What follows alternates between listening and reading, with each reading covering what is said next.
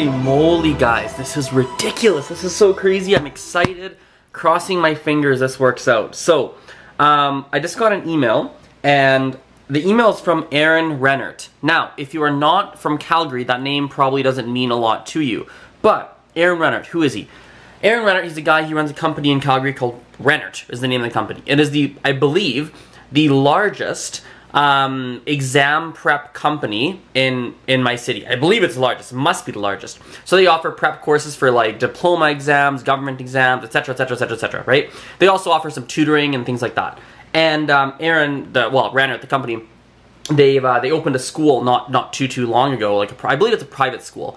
And he just emailed me about an hour ago. I'm just seeing in my email right now, being like, "Hi, my name's Aaron Rennert. I'm the principal at the Rennert School. We are looking for blah blah blah." They're looking for a French instructor to help with, to work with their kids, essentially grade 2 to 12, a few times a week. So that's a huge opportunity, and I'm gonna answer this email, and I'm really hoping this works out. Oh my goodness, that would be a huge win. So. We'll see what happens. But now I know the rules pretty well, and I sat there and reviewed. So were the people you're with like lower than you generally? Okay, so I can say it in French. So chaque jour.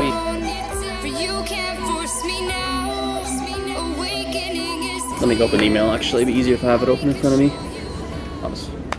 Yep. Yeah, I mean, this is just my perspective, and you know your world way more. You know way more about your world and what's right for you guys than I do. This is just an outside one guy's opinion, one perspective. My perspective would just be that, personally, when I'm scrolling through, I'll give you an example. I'm learning Mandarin, right? And I've been learning for 3 years. I follow quite a few different Mandarin accounts. And when I scroll through my stream and I see the Mandarin things, I actually don't I don't distinguish who actually posted that picture, because they all look the same to me, because they're all just a random card with like some vocabulary. I'll go, oh, that's interesting, or maybe I'll write it down somewhere. And the company or the company that posted that picture, I don't give them any credit because I didn't even see it, because I just saw it. Versus, for example, there's an account called Mandarin HQ. It's the same girl all the time. They have the same branding. It's consistent. I know it's her. And sometimes she posts pictures too, but even when she posts pictures, I think she often has her face, or she's got something there. It's very clear that it's Mandarin HQ. So even now, as I'm telling you, it's the only, I follow at least, I would say 50 to 60 different accounts on Instagram that are Mandarin related. The only one I can actually tell you, the only name I can tell you is Mandarin HQ. The style that you saw, but let's take the concept, let's take this concept of comprehensible input, right? That the content you are absorbing is so compelling, so interesting, so fascinating that you start to absorb it in different ways. Do you think that whole thesis, that whole theory, that is the best way, or do you think it really is more individual? Do you think it does need more research? Where's your stance on that? Oh, I am absolutely sure that it is the way to learn, but we have to remember it is the best way to learn. But we have to remember that comprehensible input is not a method. It's a theory that explains how do we acquire language. So it's not that you're going to get a recipe that says, this is comprehensible input, follow A, B, and C. Comprehensible input is a framework or theory that illustrates how people acquire language. There are many different ways that you can bring that input to life. So this whole comprehensible input thing seems to be the rage right now. Like Dr. Krashen at Langfest gave a whole talk about it. Everyone thought it was interesting. It was very scientific, right? Steve Coffin made a video about it today, and like he's talking about it. Like it seems to be, we had the whole 5 in a language chat about it. Like, to me right now, it seems like this is a pretty big focus in the whole language learning community, and my opinion on it is quite interesting. Originally, I was like, wow, this is really unique. This is really different. I think I need to incorporate this into how I teach, all this stuff. But the more I'm learning about it, and maybe I just haven't learned enough, and maybe I don't understand it at a deep enough level quite yet.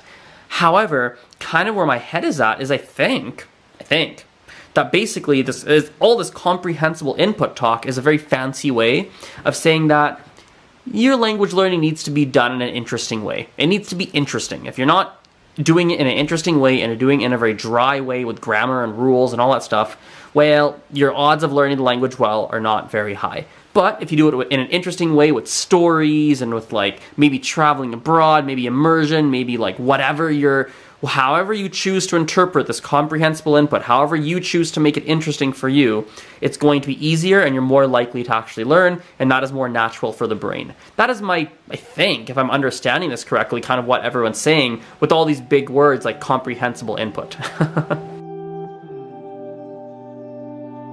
I'm off to a super important meeting here. Oh, this is gonna be weird. There we go.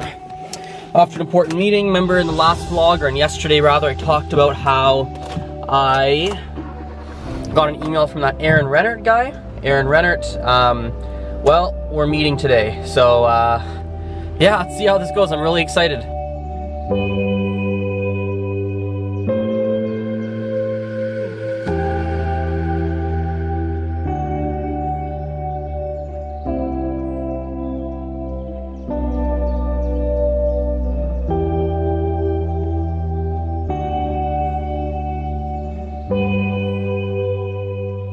It's 2 p.m. Basically just got home here, had some lunch, and the meeting this morning went very well. I was actually very happy with how it went.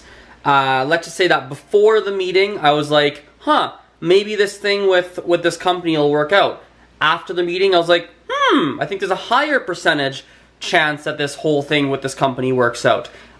Nothing is set in stone. However, I'm happy that it's moved in a positive direction, and crossing my fingers and hoping that that things play out properly and play out in my favor. Now, rest of the day, I'll give you a bit of a rundown of what's going on. So, next, basically 2-3 hours here, I'm just going to be doing some admin, some finance work. Reality is that after Langfest, there's a lot of stuff that I didn't really get done on that side of things, so I need to make sure I get all that back in order.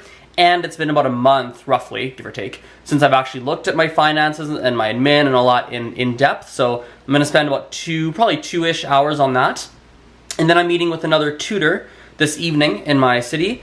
We're going to be talking about collaborating in some different ways. So I might be able to, we'll see. I don't want to speak about this too soon, but might be able to collaborate in a couple different ways. And yeah, this evening I'm probably not going to do too much work, to be perfectly honest. After being in Langfest, I got back and just kind of jumped right back into work mode, so haven't really seen much of my family, to be perfectly honest, since whenever I left for Langfest. It's been work, so this evening just probably not too much work or do anything crazy, just sit at home and whatnot. So anyway, I will end the vlog here, and I'll see you guys next time. Bye for now.